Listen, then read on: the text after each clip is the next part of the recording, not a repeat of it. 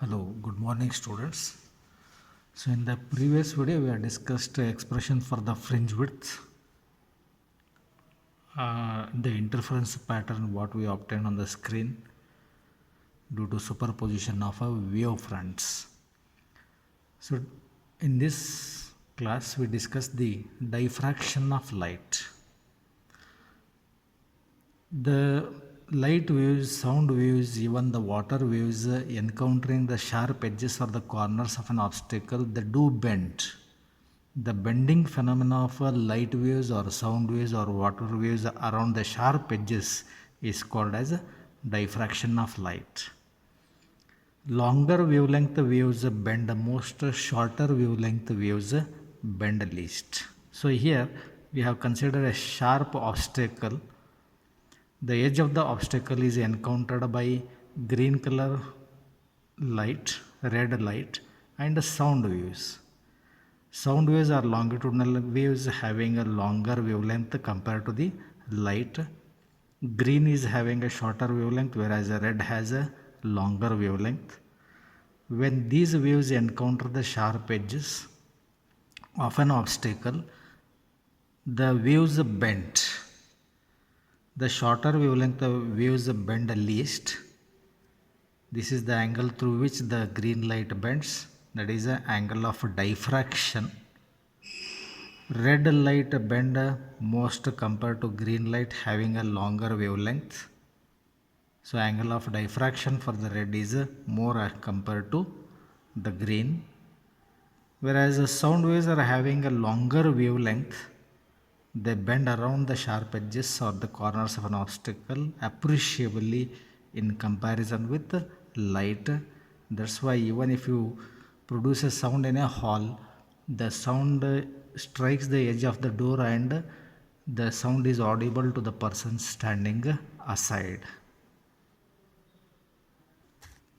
So the diffraction of light is the bending phenomena of a light around the sharp edges or corners of an obstacle or aperture, and encroachment of a light into the region of a geometrical shadow is called diffraction of light.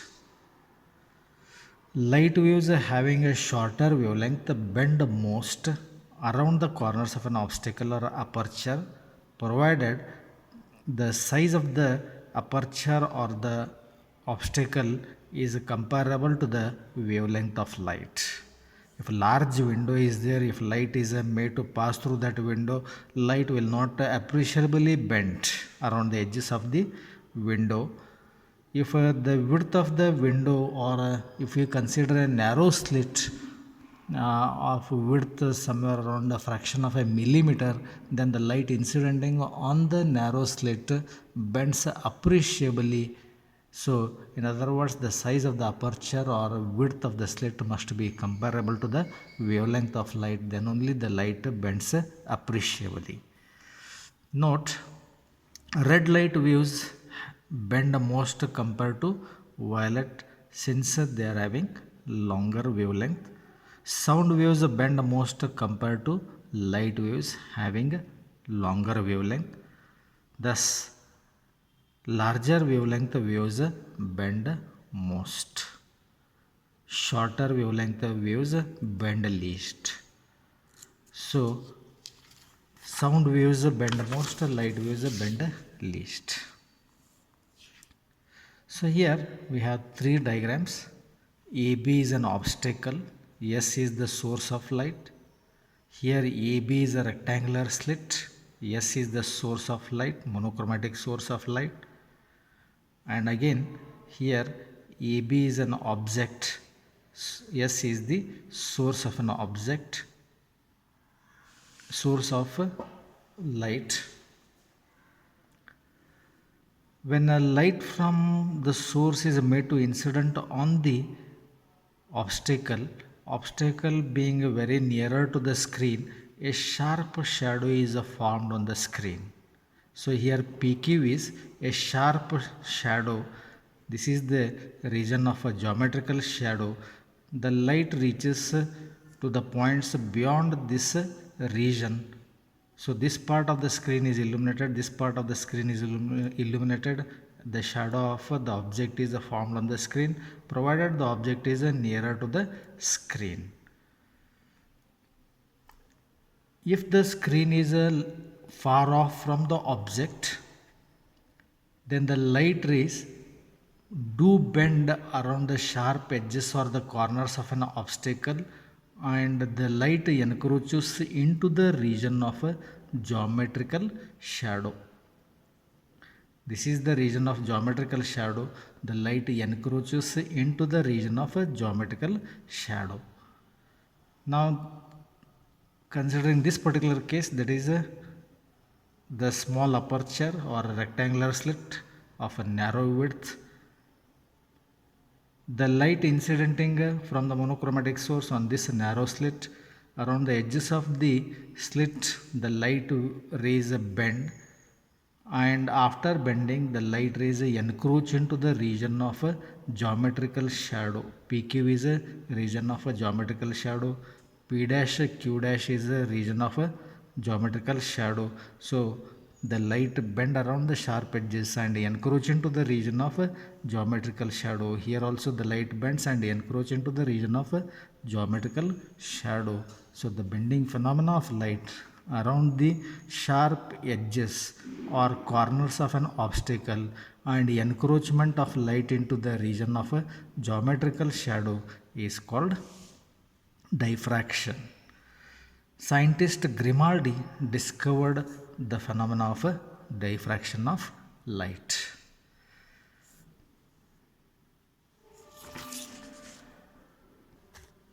There are two types of diffraction of light. One is Fresnel's diffraction, the other one is Fraunhofer's diffraction. So in Fresnel's diffraction, this is AB is the narrow slit. The source, monochromatic source of light, point source of light is at a finite distance from the slit. The screen is also at a finite distance from the slit. Then the spherical wavefront from the point source S incident on this narrow slit. Then around the edge of this narrow slit, the light waves bend. As we know from Heisen's principle, each point on the wavefront acts as a secondary source of light. Secondary waves or secondary wavelets, they superpose each other at a various points on the screen, resulting in diffraction pattern. So here the spherical wavefront incidenting on the slit, around the edge of the slit the light waves bend. The diffracted wavefront is a spherical wavefront, incident wavefront is also spherical wavefront. Whereas in the case of Fraunhofer's diffraction, parallel beam of light or a plane wavefront incidents on the narrow slit. The diffracted wavefront is also a plane wavefront. Incident wavefront is a plane wavefront. Diffracted wavefront is also plane wavefront. The diffraction pattern is obtained on the screen. So in Fresnel's diffraction, the source and the screen are at a finite distance from the slit. The incident wavefront, the diffracted wavefront are spherical wavefronts in case of Fresnel's diffraction. The diffraction pattern what we get on the screen, the analysis of diffraction pattern in Fresnel's diffraction type, it is a complex. The analysis of diffraction pattern is complex aspect in case of Fresnel's diffraction, and this type of Fresnel's diffraction cannot be realized in the laboratory, whereas Fraunhofer's diffraction, it can be realized in the laboratory. In Fraunhofer's diffraction type, The incident wavefront is a plane wavefront, diffracted wavefront is a plane wavefront. The source is at infinity. The source is at infinity. The screen is also at infinity from the plane of the slit. So in case of Fraunhofer's diffraction, the source and the screen are at infinite distance from the slit. Incident wavefront is a plane wavefront, diffracted wavefront is also plane wavefront. Analysis of a diffraction pattern obtained on the screen is easier, unlike the Fresnel's diffraction. So why the bright fringes are bright and the intensity of these bright fringes goes on decreasing? Why the dark fringes are dark? So the analysis of diffraction pattern is easier in case of a Fraunhofer diffraction, and this Fraunhofer diffraction can also be realized in the laboratory. The Fraunhofer diffraction or diffraction at a single slit. In Young's double slit, we have discussed two slits illuminated by monochromatic light, whereas in diffraction, a single rectangular slit, narrow slit is illuminated with a monochromatic light. So Fraunhofer diffraction, and this Fraunhofer diffraction can be realized in the laboratory. So here AB is the rectangular slit of width A, single slit of width A. S is the source of light, monochromatic source of light giving out light waves of wavelength lambda. So the incident wavefront is a spherical wavefront. Incident wavefront is a spherical wavefront. A lens is made use such that the source falls at the principal focus of the lens L1. Then after refraction, the light rays remain parallel. If object is at the focus, the image will be at infinity. So the source is at the focus of the lens L1. The incident wavefront is a spherical wavefront, and refracted wavefront is a plane wavefront, and this plane wavefront is made to incident on the rectangular slit AB of width A. Then each point on the plane wavefront reaching to the slit AB acts as a secondary source of light. From these secondary sources, the secondary wavelets, these secondary wavelets bend at the edges of the or the corners of the rectangular slit. So some do bend through an angle theta, and other wavelets bend and reach to the center of the screen after refraction through lens L2. So here lens L2 converges the light at various points on the screen to get the diffraction pattern on the screen. So here diffraction at a single slit, a source S of monochromatic light of wavelength lambda is placed at the principal focus of convex lens L1. A parallel beam of light and hence a plane wavefront from the lens L1 is incident on the slit AB of width of narrow AB of narrow width A. Here secondary wavelets superpose each other at various points on the screen, either constructively or destructively. Whereas in Young's double slit experiment, the wavefronts superpose each other producing bright and dark bands, whereas in a diffraction pattern, wavelets superpose each other producing alternate bright and dark bands on the screen. This is the O is the center of the screen. All the wavelets, secondary wavelets coming from the slit AB arrive in phase, reinforce each other's effect. A bright band is formed at the center of the screen.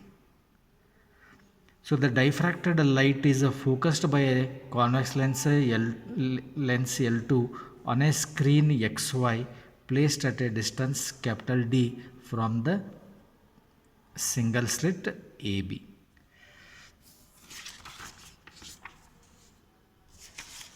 On the screen, this is the diffraction pattern what we get on the screen after diffraction through a single slit Fraunhofer type of diffraction. The central At the center of the screen there is a central maximum.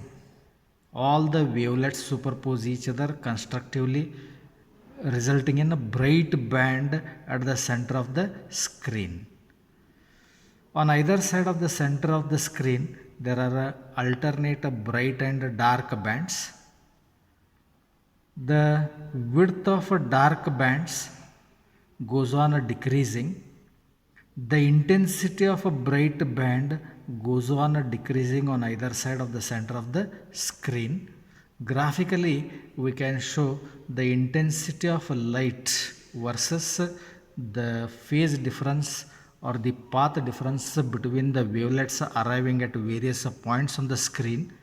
So this is the center of the screen O. Central maxima, the intensity is a maximum because wavelets arrive with a zero phase difference, reinforce each other's effect, then the bright band is formed. Central maxima, then this is the first maxima, first secondary maxima, second secondary maxima, third secondary maxima.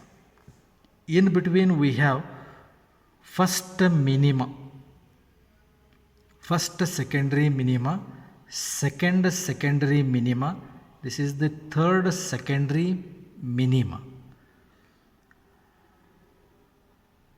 The conditions for bright bands and dark bands that are to be formed in a diffraction pattern is exactly vice versa as in the case of Young's double slit experiment. So all the wavelets from the rectangular slit AB arrive at the center of the screen in phase. The phase difference is 0, the path difference is 0, so reinforce each other's effect and produce a bright band. If the path difference or the phase difference between the wavelets at a point P on the screen, then 2 pi, the destructive interference of wavelets takes place, resulting in minima or the dark band. Okay. Then analysis of intensity of a maxima and minima. It is a qualitative analysis given by Fresnel. Till today no quantitative analysis was given in connection with the analysis of intensity of these maxima and minima. The intensity of central maxima is a maximum. The intensity of all other maxima goes on decreasing. So this is a qualitative analysis as given by Fresnel that we need to discuss in detail. Here the wavelets from A and B after diffraction, diffracting angle being theta, undergo refraction to the lens L2 and the wavelets superpose each other at a point P. The distance travelled by the light from B to P is more than the distance travelled by the light from A to P. Then there is a path difference. AN is the perpendicular drawn to BP and Bn is the additional path or the path difference between the wavelets from A and B arriving at P, and theta be the angle of diffraction.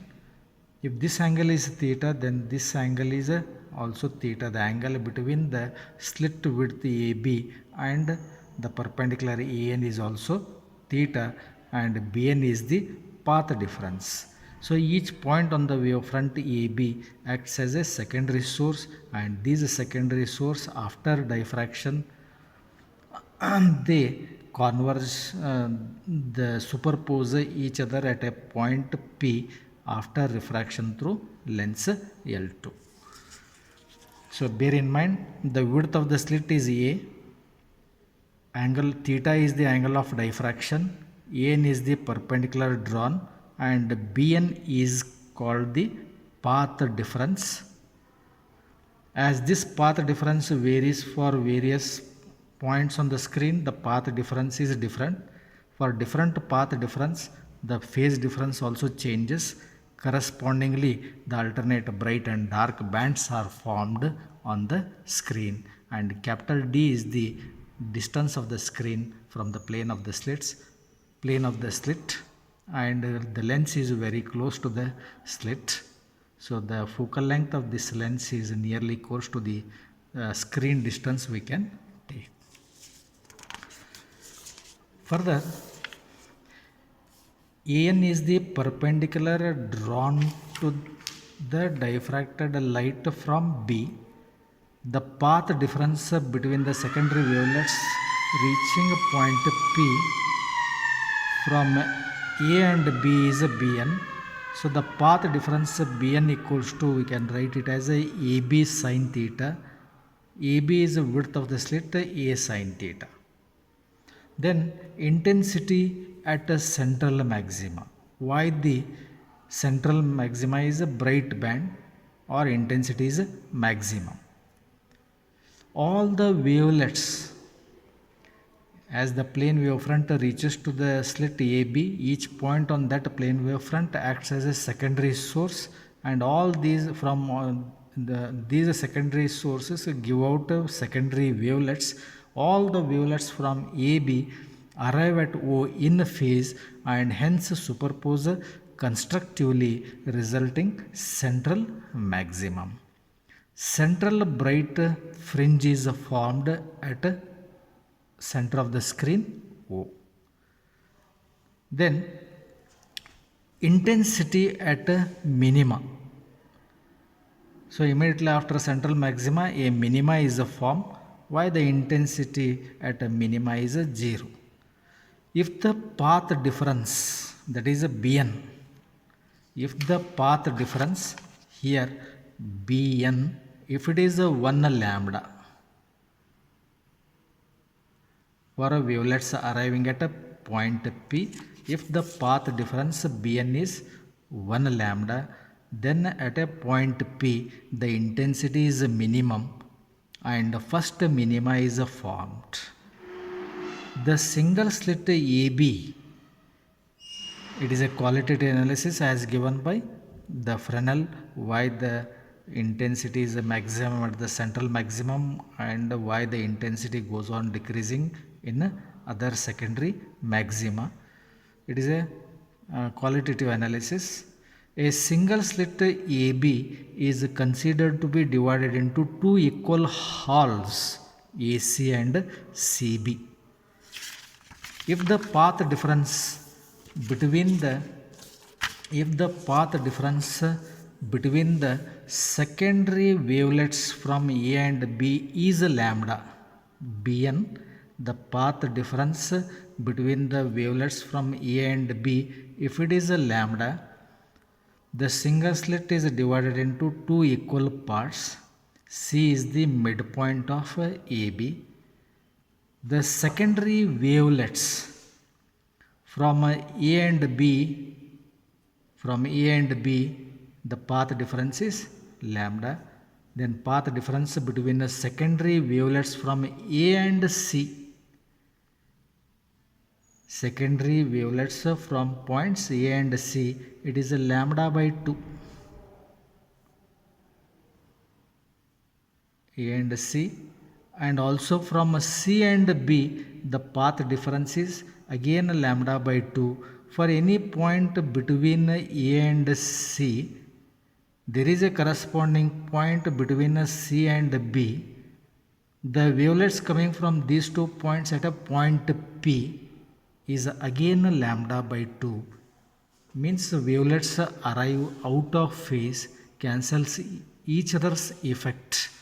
Hence the resultant displacement is 0 and intensity is 0. This is also true for any point in the upper half AC and corresponding point in the lower half CB. The path difference for the wavelets arriving at a point P is lambda by 2. Thus, these wavelets arrive at a point P out of phase, resulting in first minima due to destructive interference. Suppose this path difference, if it is a 2 lambda instead of 1 lambda, the path difference Bn is a 2 lambda for the wavelets coming from A and B arriving at a point P. Then the single slit is considered to be divided into 4 equal parts. The single slit is imagined to be divided into 4 equal parts, 1, 2, 3, 4.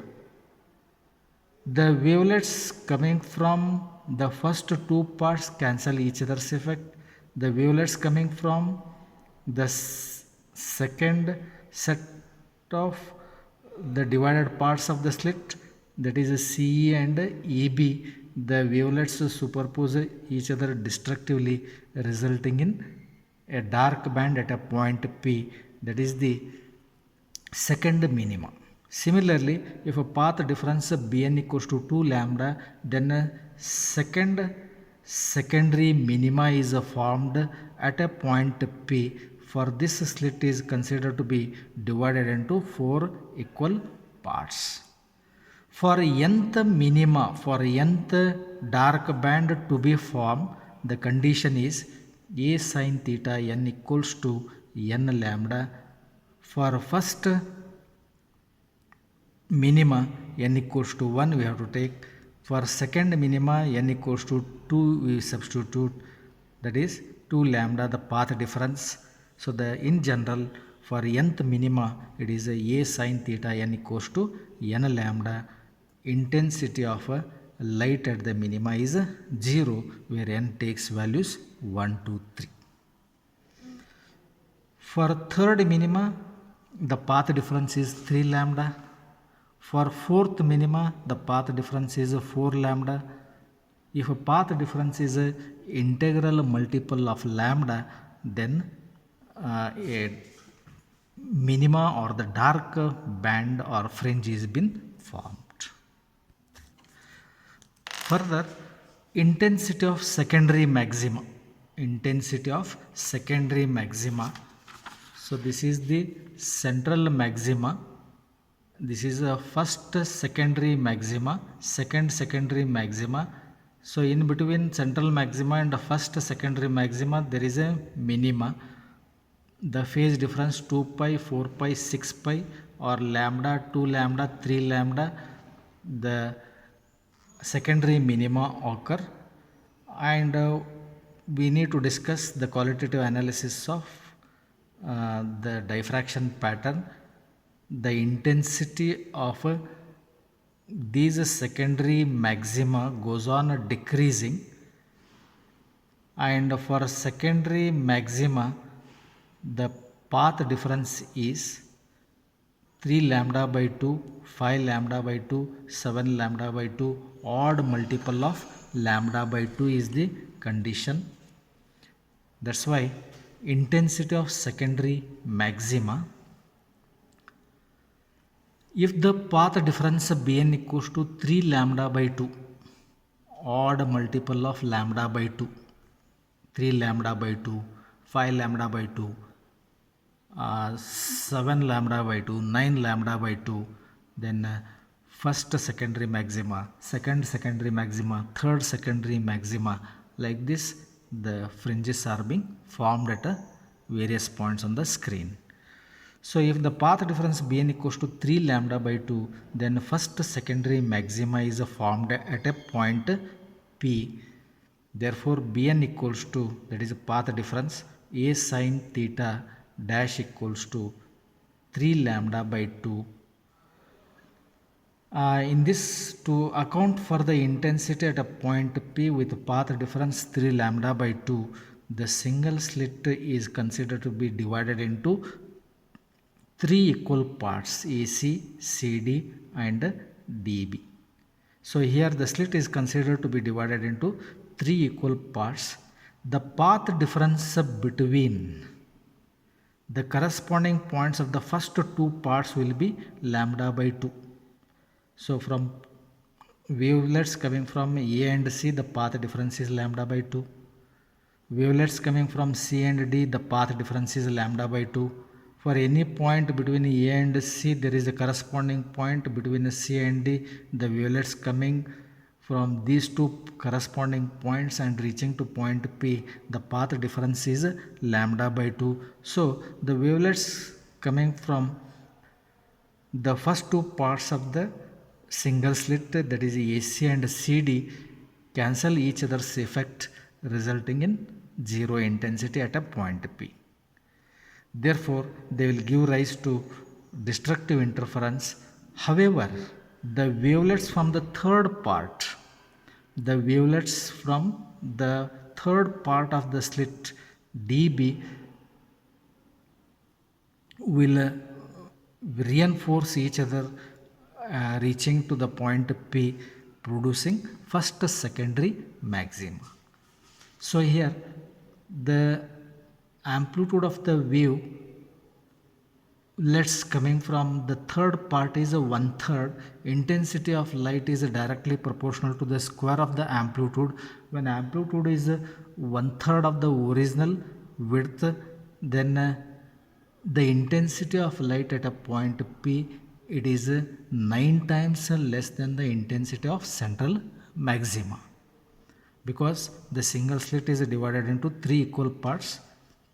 The first 2 parts, the wavelets coming from the first 2 parts, they cancel each other's effect due to destructive interference between the wavelets. Only the third part of the slit contributes some light at a P. Third part means the amplitude is 1/3. Intensity is directly proportional to amplitude. So the intensity at a point P is 9 times less than the intensity of central maxima. Suppose if the path difference between the wavelets A and B reaching to the point P, if it is a 5 lambda by 2, then single slit is divided into 5 equal parts.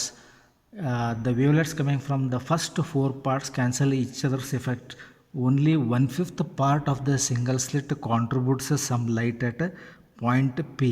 1/5 means the amplitude is 1/5, and if you square it, it is a 1 by 25. The intensity of light at a point P for a secondary maxima, it is 25 times less than the intensity of a central maxima. Similarly, if path difference is 7 lambda by 2 for wavelets arriving at a point P from the points A and B, then single slit is to be considered to be divided into 7 equal parts. The light waves from 6 parts cancel each other's effect. The 7th part of the slit contributes some light at a point P. The amplitude is 1/7. Squaring that is 1 by 49. Then the intensity of a light in the third secondary maxima, it is 49 times less than the intensity of a central maxima.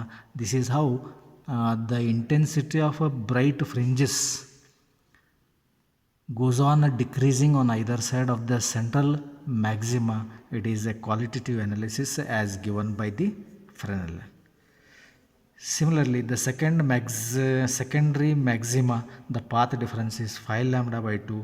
In general, for nth secondary maxima, A sin theta n dash is odd multiple of lambda by 2, 2n plus 1 lambda by 2, where n takes values 1, 2, 3.